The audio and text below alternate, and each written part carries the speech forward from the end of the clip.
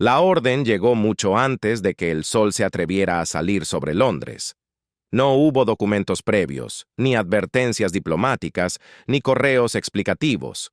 Fue una convocatoria de emergencia nacida de la urgencia pura, porque lo que el príncipe Guillermo había descubierto era una verdad tan pesada que no podía esperar a la luz del día. Cuando finalmente habló dentro de esa habitación sellada, sus palabras no sonaron como un debate, sino como un golpe. Lo que ocurrió después no fue una discusión ni una negación a gritos, sino un momento de colapso visible. En ese instante, se expuso una traición que el palacio había pasado años fingiendo que no existía. El mensaje se entregó a través de canales que el palacio prefiere no nombrar, reservados solo para crisis absolutas. No había agenda. La asistencia era obligatoria, inmediata y personal. Nadie podía enviar a un representante. Quienes recibieron el aviso entendieron al instante que esto no era una reunión de rutina ni una sesión de estrategia. Algo había cruzado una línea invisible, y la reunión existía por una sola razón. El retraso ya no era una opción. Para cuando se encendieron las primeras luces en el ala interior, la atmósfera ya había cambiado. Los pasillos, que usualmente respiran el ritmo tranquilo de la preparación matutina, se sentían comprimidos, como si al sonido mismo se le hubiera ordenado viajar con cautela. El personal del palacio se movía con propósito, pero bajaban la mirada, evitando el contacto visual. Sabían que las preguntas no tendrían respuesta y que especular solo aumentaría el miedo. Esto no era el secreto como teatro, era el secreto como contención. El lugar elegido fue una sala pequeña, intencionalmente austera. Las cortinas estaban cerradas a pesar de la llegada de la mañana. No había café, ni agua, ni comodidades. No había ayudantes alineados contra las paredes. Las puertas se cerraron con una firmeza que dejaba claro que la privacidad no era una cortesía, sino una condición de supervivencia. Los presentes estaban allí porque la institución había decidido que la verdad, fuera cual fuera, ya no podía posponerse. El príncipe Guillermo llegó temprano. No llevaba nada en las manos y su rostro no revelaba nada de lo que planeaba decir. Su compostura era deliberada, no era calma, era control. Quienes lo vieron entendieron que no estaba allí para escuchar, estaba allí para hablar. El rey Carlos entró poco después. Su presencia era más silenciosa de lo habitual, su postura cargaba con la fatiga de una noche interrumpida por noticias que roban el sueño. No saludó más allá de un breve asentimiento. Su silencio no era de duda, sino de espera. La reina Camila llegó al final. Se veía compuesta, cumpliendo con la rutina. Sin embargo, quienes conocen los matices del palacio notaron una tensión nueva en ella. No le habían dicho el propósito de la reunión, solo que era urgente. Esa omisión, por sí sola, era inquietante. También estaba presente la princesa Ana. Su inclusión era una señal de gravedad extrema. A Ana no se la llama para consolar ni para mediar, se la llama cuando se requiere claridad fría y cuando los sentimientos no pueden interferir. Su expresión era neutral, pero sus ojos no perdían detalle. Notablemente ausentes estaban los asesores de prensa, los abogados y el personal superior que normalmente llena estas salas. Su exclusión fue deliberada. Esto no se trataba de imagen pública ni de control de daños. Se trataba de un ajuste de cuentas interno, y cuantos menos testigos hubiera, menos espacio habría para interpretaciones posteriores. Durante varios momentos, nadie habló. El silencio era pesado, cargado con la comprensión de que lo que estaba a punto de decirse no podría deshacerse. En la cultura de palacio, el silencio suele preceder al compromiso. Este silencio precedía a la confrontación. Guillermo fue quien rompió el hielo. No comenzó con acusaciones a gritos. Comenzó con contexto, medido y preciso, explicando por qué esta reunión no podía esperar. Su tono era firme, sin suavidad. No estaba pidiendo atención, estaba declarando una necesidad. Explicó que había llegado a su poder información que no podía descartarse como un rumor o un malentendido. Había sido corroborada y estructurada de tal manera que no dejaba lugar a dudas. La institución, dijo, había estado operando bajo suposiciones que ya no eran válidas. Camila escuchaba sin interrumpir, inmóvil. En esta etapa, nada se había dirigido a ella personalmente. Y, sin embargo, la habitación parecía orientarse hacia ella, como si la gravedad misma se hubiera inclinado ligeramente en su dirección. Ana lo notó. Carlos lo notó. Y Camila, por supuesto, también lo notó. Guillermo continuó, enfatizando que el material que tenía no trataba sobre cómo los veía el público. Se trataba de conducta interna, de límites institucionales rotos y de acciones que habían ocurrido en las sombras, fuera de los registros. Fue cuidadoso con sus palabras, evitando términos emocionales, pero la implicación cayó como una piedra en el centro de la mesa. Esto no era un error. Era una ruptura total de la confianza. Fue el rey Carlos quien finalmente cortó la tensión, lanzando una sola pregunta al aire viciado de la habitación.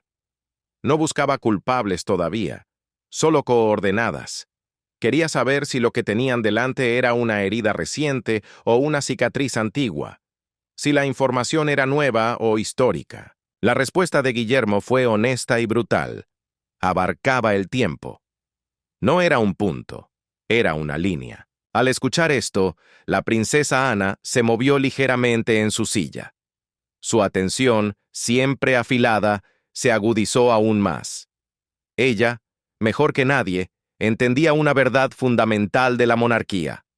La normalización dentro de una institución es infinitamente más peligrosa que un evento aislado.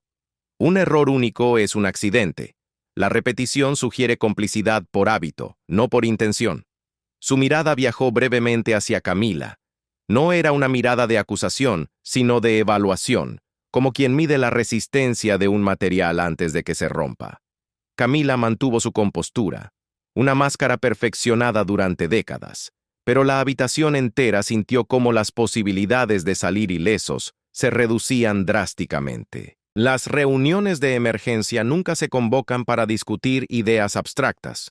Se convocan porque el silencio se ha convertido en una deuda que ya no se puede pagar. Lo que Guillermo había traído ya no cabía bajo la alfombra de las correcciones informales. Guillermo dejó algo muy claro en ese momento, y lo hizo sin levantar la voz. No había convocado esa reunión para debatir si era necesaria una acción. Esa decisión ya estaba tomada. El propósito de reunirse allí, en la penumbra, era asegurar que lo que vendría después se entendiera internamente antes de que el mundo exterior lo viera. No era una negociación. El peso de esa distinción cayó sobre la mesa con plomo. Carlos absorbió la declaración sin pestañear, pero quienes conocían al hombre detrás de la corona reconocieron el cambio. En ese momento, no estaba viendo a su hijo buscando aprobación. Estaba viendo al heredero asumiendo el mando. Las implicaciones para la jerarquía familiar fueron inmediatas y profundas. Finalmente, Camila habló. Su voz era firme, pero por debajo corría un filo de urgencia que no pudo ocultar del todo. Preguntó qué era exactamente lo que se había presentado y por qué requería un foro tan extremo. Guillermo sostuvo su mirada sin dudar. Le dijo que la evidencia se presentaría en su totalidad, pero solo después de que la habitación comprendiera la gravedad de lo que contenía. Fue entonces cuando Ana intervino, con esa voz suya que no admite réplicas. Si la evidencia es lo que parece, la institución debe elegir la claridad por encima del consuelo. Nadie discrepó. Discrepar hubiera sugerido negación, y la negación ya no era un lujo que pudieran permitirse. El príncipe Guillermo no abrió la carpeta de inmediato. La dejó cerrada sobre la mesa de madera pulida durante varios segundos eternos. Fue un gesto calculado, el tiempo suficiente para que la presencia física de esos papeles se sintiera antes de conocerse su contenido. En esa pausa, la habitación se ajustó a la nueva realidad. Lo que había allí dentro ya había cambiado el curso de la reunión, incluso antes de ser leído. No era evidencia ofrecida para discusión, era evidencia presentada para su aceptación. Cuando volvió a hablar, su voz era técnica, precisa, despojada de cualquier adorno o drama innecesario. Explicó que lo que estaba a punto de mostrar no eran chismes de pasillo ni rivalidades internas. Era un rompecabezas ensamblado a lo largo del tiempo, verificado de forma independiente y estructurado para resistir el escrutinio frío de la lógica, no el calor de la emoción.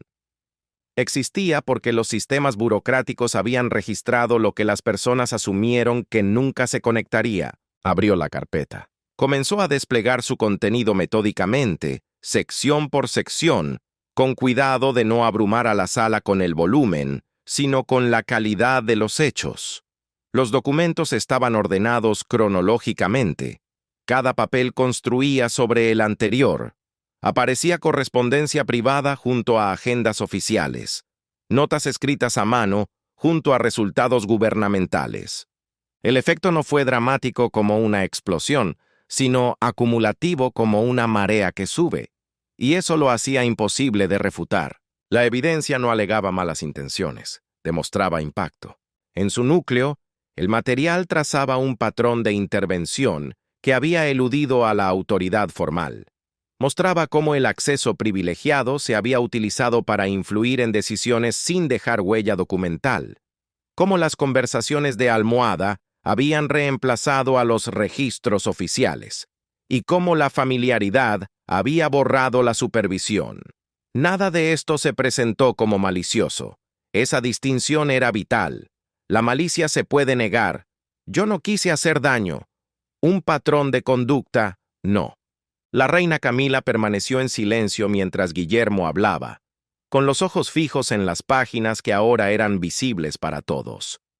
Al principio, su expresión sugería concentración, no alarma. Este no era un terreno desconocido para ella. La influencia informal siempre ha existido en los palacios. Lo que era diferente aquí era la escala y la acumulación. Guillermo señaló con el dedo varios casos.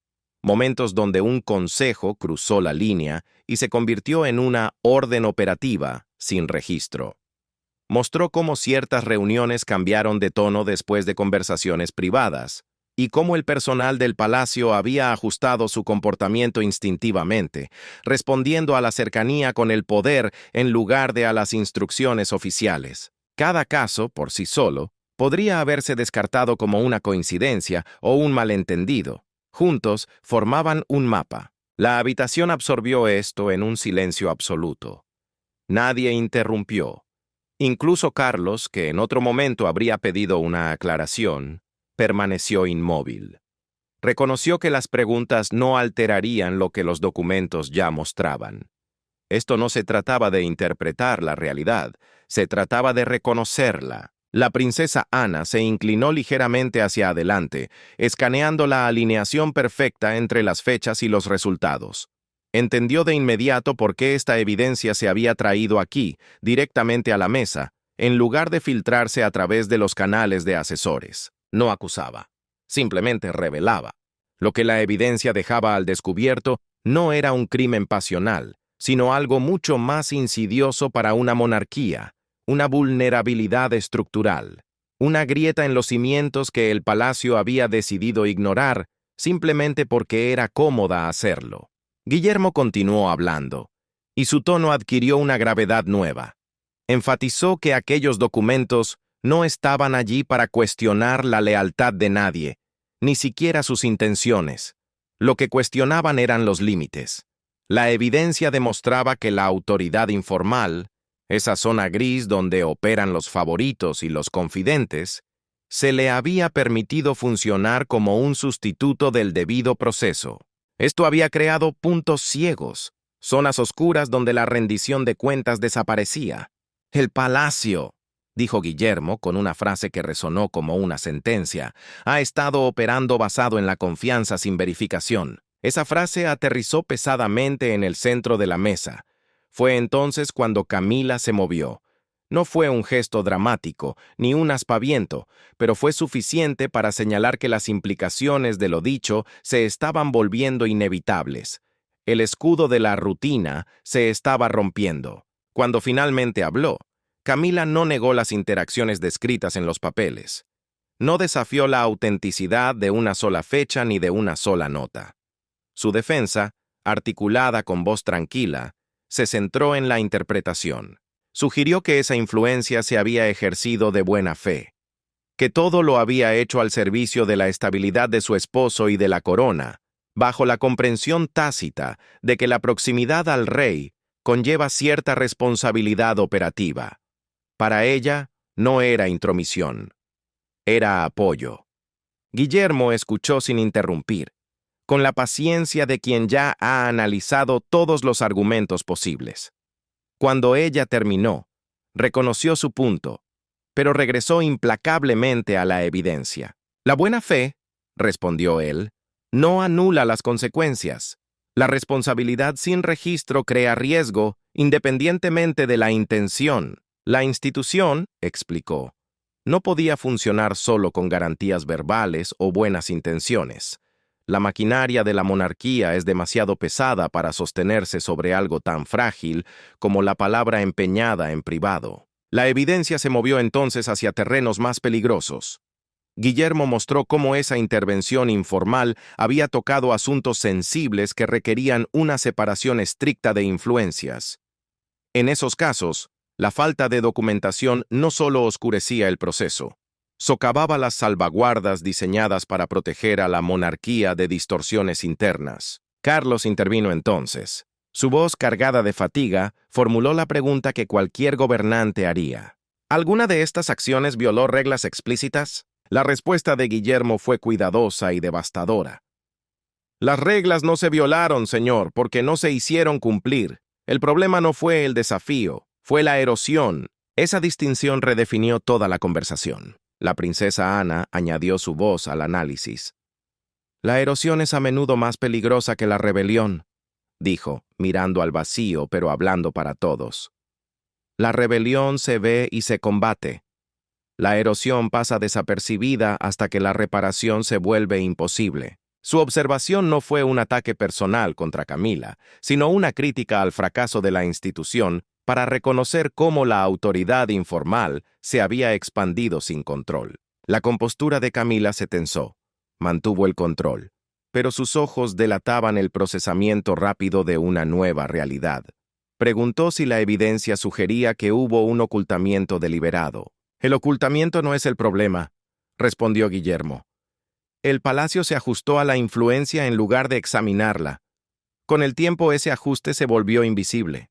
Al desplegarse la sección final de la evidencia, la habitación se quedó inquietantemente quieta. Esta parte trazaba cómo el comportamiento del personal había cambiado sutilmente en respuesta a esa autoridad percibida. Las solicitudes de Camila se priorizaban sin instrucciones oficiales.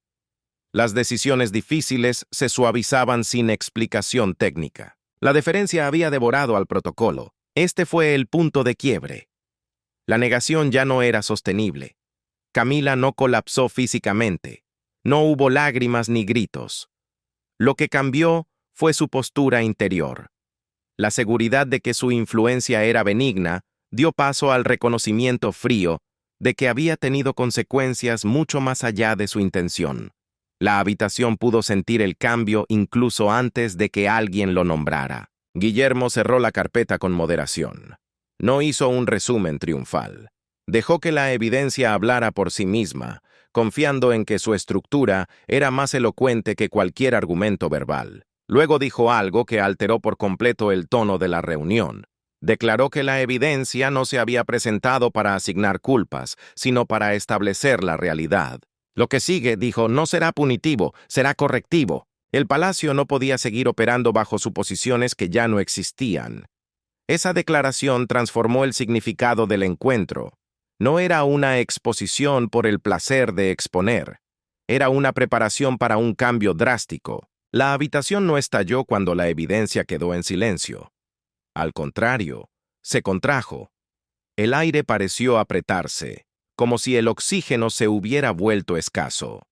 Cada persona presente absorbía las implicaciones no como un fallo institucional abstracto, sino como una recalibración personal de la confianza. Lo que el príncipe Guillermo había puesto sobre la mesa no acusaba con adjetivos, sino con estructura.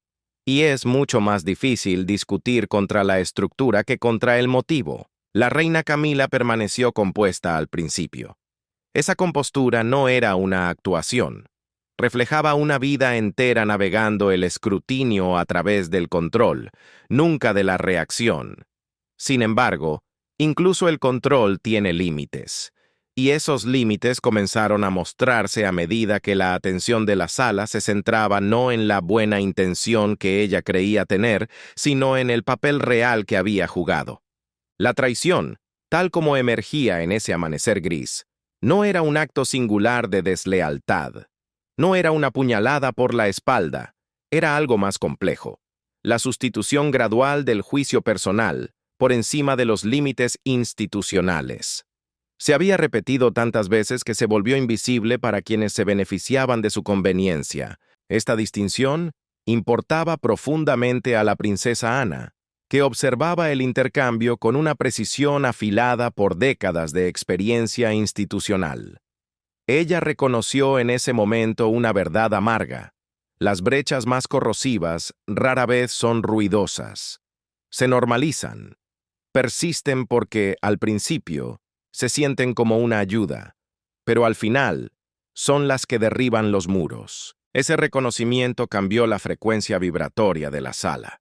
Se pasó de la incredulidad incrédula a un ajuste de cuentas sobrio. Camila volvió a hablar.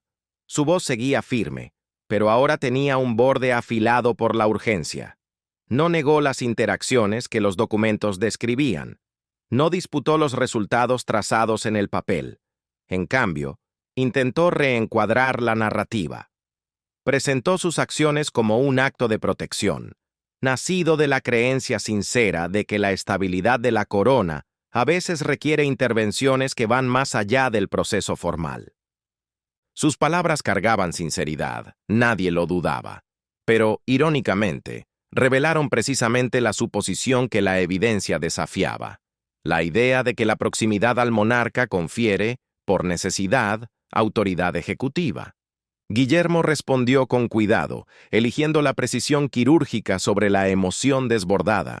Reconoció el deseo de proteger, pero trazó una línea roja indeleble entre protección y prerrogativa. La traición, explicó mirando a los ojos a la reina, no reside en la intención, sino en la sustitución. Las salvaguardas institucionales, dijo, existen precisamente para evitar esta confusión, donde la convicción personal de un individuo reemplaza la responsabilidad colectiva de la institución. Mientras él hablaba, el cambio en la actitud de Camila se hizo perceptible. Su mirada viajó de los documentos fríos a los rostros cálidos alrededor de la mesa, buscando no solo comprensión, sino aliados. La habitación no le ofreció ninguno. Lo que encontró en su lugar fue un reconocimiento, silencioso y colectivo, de que el patrón descrito ya no podía defenderse como algo benigno. El desmoronamiento de su defensa no ocurrió a través de una acusación a gritos. Ocurrió a través de la aceptación de la realidad. Uno por uno, los supuestos que habían sostenido su influencia informal fueron nombrados implícitamente por su ausencia. No había registro porque se asumió que no era necesario. No había supervisión porque se asumió que ella estaba por encima de eso. No hubo desafíos porque desafiarla se había desalentado socialmente. Esta era la traición que el palacio no podía ignorar. No era una brecha de lealtad afectiva. Era una ruptura de límites fronterizos. Carlos habló brevemente. Su tono era medido, pero pesado como una sentencia. No cuestionó la devoción de Camila hacia la institución o hacia él. Cuestionó el costo de permitir que esa devoción operara sin restricciones. La corona, dijo, con palabras que no buscaban condenar, pero que llevaban finalidad, no puede funcionar con garantías privadas cuando lo que está en juego es la responsabilidad pública. Camila escuchó y su compostura comenzó a adelgazar. La comprensión de que sus acciones, emprendidas en lo que ella creía que era servicio, habían socavado la estructura misma que buscaba proteger, comenzó a registrarse plenamente. Esto no era un malentendido que pudiera aclararse con una charla. Era una realidad que debía confrontarse. Guillermo articuló entonces por qué la situación era insostenible. La evidencia mostraba que la influencia informal no se había limitado a suplementar el proceso. Lo había desplazado. Decisiones que deberían haberse deliberado colectivamente habían sido moldeadas en privado. Resultados que requerían transparencia fueron guiados por la cercanía. La resiliencia de la institución se había visto comprometida, no por un ataque externo, sino por la conveniencia interna. La sala sintió el peso de esa evaluación. Guillermo había logrado algo crucial. Despojó el momento de sentimentalismo. Esto no era un fallo moral que se solucionara con una disculpa llorosa. Era un fallo operativo que requiera una corrección estructural. La respuesta de Camila, cuando llegó, fue mucho más silenciosa. Reconoció que los límites podrían haberse desdibujado, que su papel se había expandido sin una definición formal. Expresó arrepentimiento, no por su intención, sino por el efecto causado. Esa admisión, aunque medida, marcó un punto de inflexión. Señaló que la realidad descrita por Guillermo ya no podía descartarse. La princesa Ana observó este intercambio con una mezcla de resolución y contención. Ella entendía, mejor que nadie, que el desenredo de un patrón así rara vez es explosivo. Es incremental, doloroso e irreversible. Una vez que la influencia se nombra como extralimitación, ya no puede volver a ser invisible. Guillermo no presionó más. No enumeró cada instancia ni amplificó el registro. Entendió que la saturación provocaría actitud defensiva en lugar de claridad. La traición había sido expuesta lo suficiente. Lo que importaba ahora no era la elaboración, sino la respuesta. La sala se sumió en una quietud tensa. Cada persona recalibraba su comprensión de lo ocurrido. La autoridad de Camila, antes difusa y asumida, ahora aparecía atada por una definición que ella nunca buscó, pero que ya no podía evitar. La traición no era que ella hubiera actuado. Era que la institución había permitido que la acción sustituyera a la gobernanza. Cuando la reunión se detuvo, no se levantó la sesión, simplemente se suspendió en el aire. La magnitud de lo revelado quedó clara. La confianza erosionada por la normalización no regresa con explicaciones. Requiere reestructuración. El palacio se encontraba al borde de esa necesidad imperiosa. La compostura de Camila aguantó, pero ya no estaba anclada en la certeza. Estaba anclada en el reconocimiento, la comprensión de que lo presentado no podía deshacerse, solo abordarse, cayó sobre ella. Guillermo recogió los documentos y los volvió a meter en la carpeta. No fue un gesto de cierre, sino una indicación de que la parte más difícil aún estaba por delante. Lo que seguiría pondría a prueba no solo la autoridad, sino la resistencia humana. El colapso que silenció la sala no llegó de golpe, ni llegó como un espectáculo teatral. Fue algo mucho más humano, y por tanto, más devastador. Emergió lentamente, casi imperceptible al principio, como una grieta en un dique que finalmente cede ante la presión del agua. La reina Camila permanecía sentada, muy quieta. Sus manos estaban entrelazadas con más fuerza que antes, los nudillos blancos delatando la tensión, su postura rígida por un esfuerzo de concentración supremo. Ella había capeado tormentas antes, críticas feroces, escándalos públicos y décadas de escrutinio bajo la lupa de la prensa. Pero este momento era diferente. Aquí no había prensa que culpar ni público al que convencer. Solo había hechos.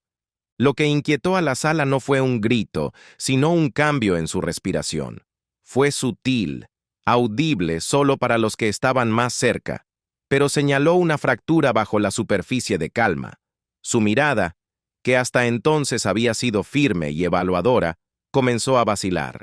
Sus ojos derivaron brevemente hacia la mesa, buscando un punto de apoyo, antes de regresar a Guillermo con una intensidad que sugería esfuerzo físico en lugar de confianza. El príncipe Guillermo reconoció el cambio de inmediato.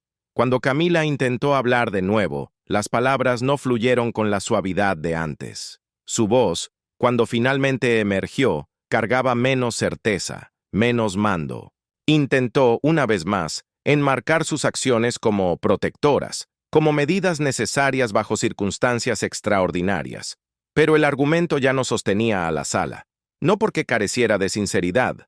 Nadie dudaba de que ella creyera su propia verdad, sino porque ya no abordaba el problema central. La protección sin límites se había convertido en exposición. Mientras hablaba, el agotamiento se hizo visible. El rey Carlos observaba en silencio, y su expresión se tornó grave y profundamente conflictiva.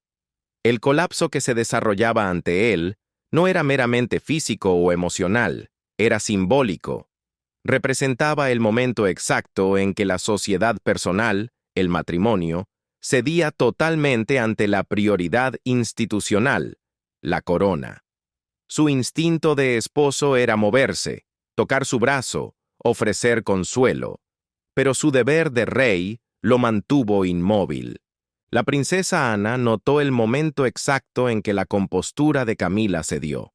No hubo drama, pero fue inconfundible. Los hombros de la reina se hundieron ligeramente, y su respiración se entrecortó lo justo para revelar que el peso que cargaba ya no podía enmascararse. Ana entendió de inmediato que la reunión había alcanzado su límite emocional. Continuar más allá de ese punto corría el riesgo de convertir un ajuste de cuentas necesario en un acto de crueldad innecesario. La habitación cayó en un silencio más profundo, uno que se sentía más pesado que el plomo. Nadie habló, nadie se movió. El colapso, tal como fue, no implicó caídas ni lamentos. Implicó reconocimiento. Reconocimiento de que la autoridad, una vez asumida, había sido despojada de sus cimientos. Reconocimiento de que la buena intención no podía revertir el mal impacto. Reconocimiento de que la institución, al final, había elegido la estructura sobre el sentimiento. Camila bajó la mirada entonces. No fue un gesto de derrota total, sino de agotamiento absoluto. El esfuerzo por mantener el control se había vuelto insostenible. Los presentes entendieron que lo que estaban presenciando no era debilidad, sino consecuencia. Guillermo finalmente habló, no para presionar más, sino para estabilizar el momento. Su tono se suavizó ligeramente, aunque su mensaje no cambió un ápice. Declaró que la reunión se pausaría, no se concluiría, solo se detendría, para permitir espacio para procesar lo revelado. Esa pausa importaba. Evitó que el colapso se convirtiera en un espectáculo denigrante. Camila no protestó. No argumentó para continuar. Aceptó la pausa con un pequeño asentimiento, un gesto que transmitía comprensión más que acuerdo. Su respiración se estabilizó un poco, aunque la tensión eléctrica no desapareció. La sala intuía que algo esencial se había perdido en esos minutos, no solo para ella, sino para la dinámica de la institución en su conjunto. La princesa Ana se levantó lentamente, señalando el fin temporal de la sesión. Su movimiento rompió la parálisis sin trivializar el momento. Dijo simplemente que lo que se había puesto sobre la mesa requería reflexión antes de cualquier respuesta. Nadie la desafió. La reflexión ya era inevitable. Mientras las sillas se movían y los papeles se recogían, la habitación permaneció apagada. No hubo conversaciones paralelas ni intercambios susurrados. Cada persona se llevaba una comprensión diferente de lo ocurrido, pero todos compartían la certeza de que el derrumbe que habían presenciado no podía deshacerse. Camila se puso de pie la última. Por un segundo, pareció que podría hablar de nuevo, tal vez para reclamar terreno o reformular su intención. En cambio, eligió el silencio. Esa elección, deliberada y contenida, marcó la etapa final del colapso. Las puertas se abrieron silenciosamente y los participantes salieron sin ceremonia. Afuera, el palacio continuaba con su rutina de maquinaria perfecta, ajeno a la recalibración sísmica que estaba ocurriendo en su núcleo. El colapso no había sido público, no había sido ruidoso. pero había silenciado a la habitación de una manera que resonaría mucho después de que las puertas se cerraran. Lo que había ocurrido no era el fin del ajuste de cuentas. Era el punto en el que el ajuste de cuentas se volvía inevitable. Los efectos de la reunión no se anunciaron con trompetas. Irradiaron hacia afuera silenciosamente, alterando el comportamiento antes de que el lenguaje pudiera siquiera explicarlo. En cuestión de horas, el palacio comenzó a sentirse diferente. No porque se hubieran emitido nuevas órdenes, sino porque las viejas suposiciones se habían disuelto. El príncipe Guillermo no hizo circular los detalles de lo ocurrido. No ofreció resúmenes a su equipo ni aclaraciones a los asistentes. Su silencio funcionó como una frontera, una muralla que señalaba que el asunto había ido más allá de la conversación y había entrado en el terreno de la consecuencia. Esta respuesta inquietó profundamente a aquellos cortesanos acostumbrados a la navegación relacional y al chisme de pasillo. El vacío de información oficial se llenó rápidamente con una ansiedad palpable. El personal, sintonizado durante años a leer los microclimas de la realeza, notó que el eje de poder había rotado, aunque nadie se atrevía a decir hacia dónde. Durante años, el palacio había confiado en la familiaridad como un aceite para suavizar cualquier fricción. Pero ahora, esa familiaridad no ofrecía ninguna ventaja. Se había convertido en una moneda devaluada. El rey Carlos sintió el impacto de manera más aguda en la soledad de sus habitaciones privadas. Públicamente, la continuidad se mantuvo con esa facilidad ensayada que solo la realeza posee. Pero en privado, la colisión entre la lealtad personal hacia su esposa y la necesidad institucional de la corona se volvió inevitable. La reunión había expuesto una fractura que él ya no podía negar ni reparar simplemente con consuelo. El rey eligió la moderación.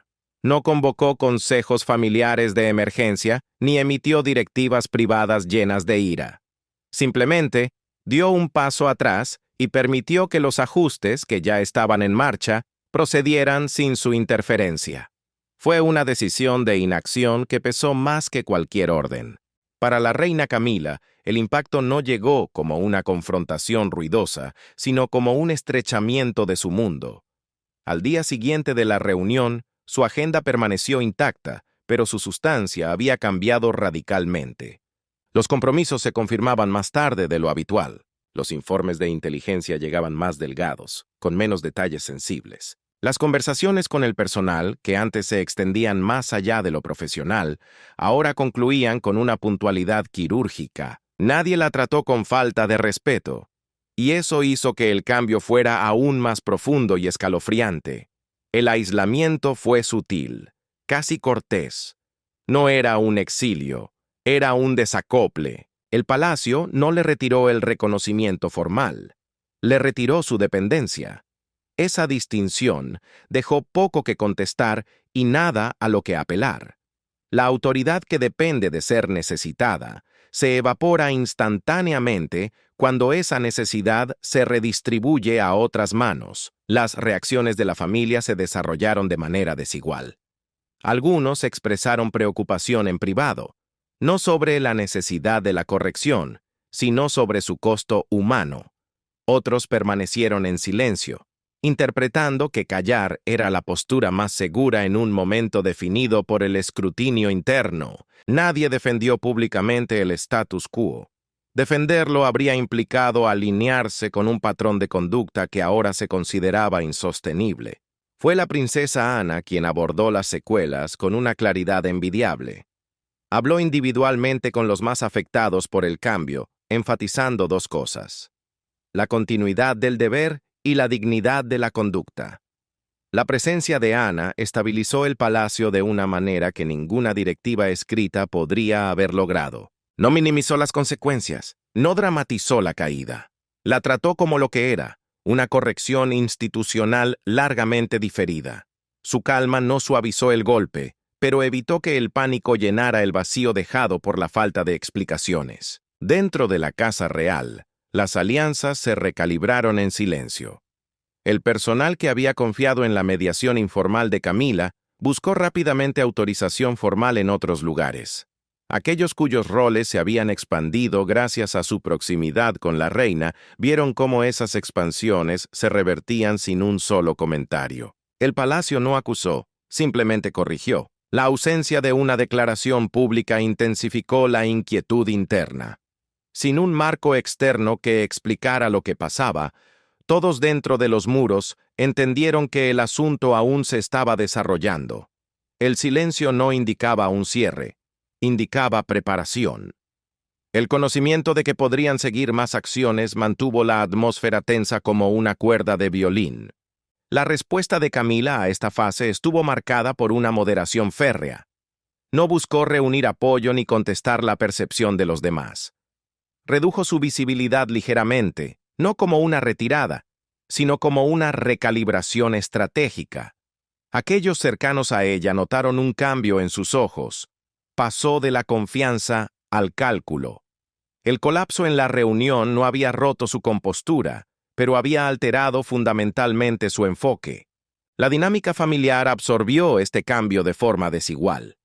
Las relaciones personales permanecieron, pero fueron remodeladas por la conciencia. Las conversaciones se volvieron cuidadosas, ciertos temas se evitaban deliberadamente. Lo que antes se navegaba a través de la confianza ciega, ahora requería una sensibilidad extrema. El costo de la exposición no fue solo institucional, fue profundamente relacional. El príncipe Guillermo observó estas ondas de choque sin intervenir. Entendió que meterse en el medio repolitizaría un proceso diseñado para despersonalizar la corrección. El palacio necesitaba adaptarse orgánicamente a los nuevos límites.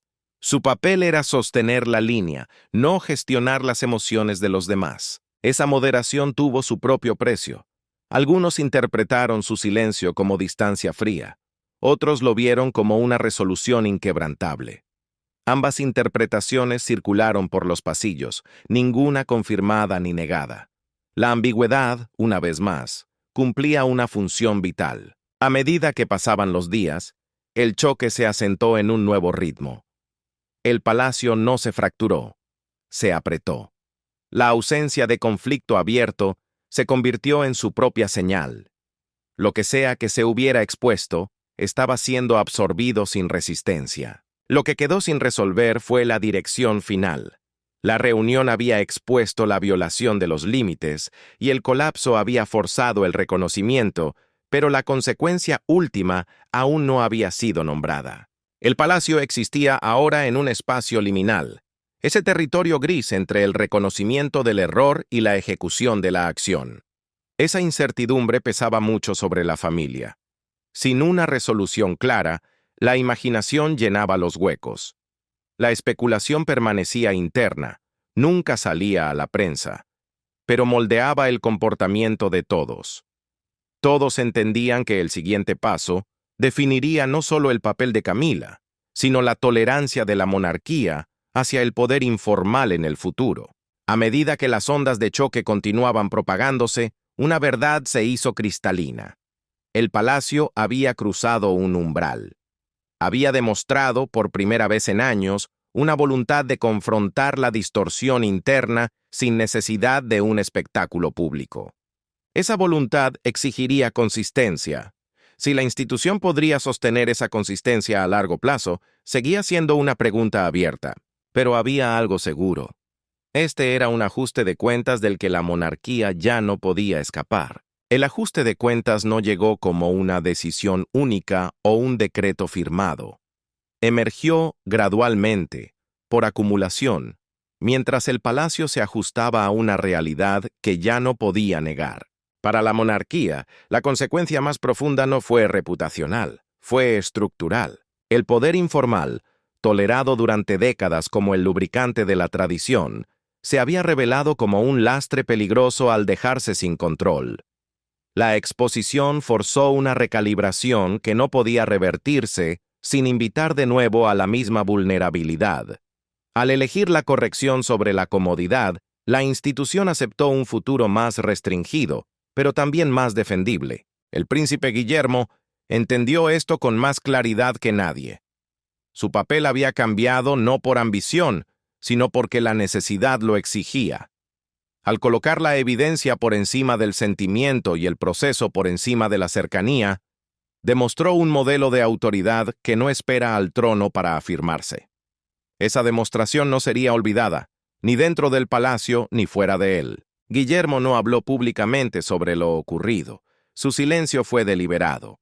Permitió que las consecuencias hablaran a través del comportamiento en lugar de proclamas. Los sistemas se ajustaron. Los registros se multiplicaron. El acceso se estrechó. Nada de esto requería explicación. Requería consistencia. La autoridad, cuando se ejerce en silencio y con coherencia, remodela las expectativas sin necesidad de fanfarria. El rey Carlos enfrentó un ajuste de cuentas paralelo.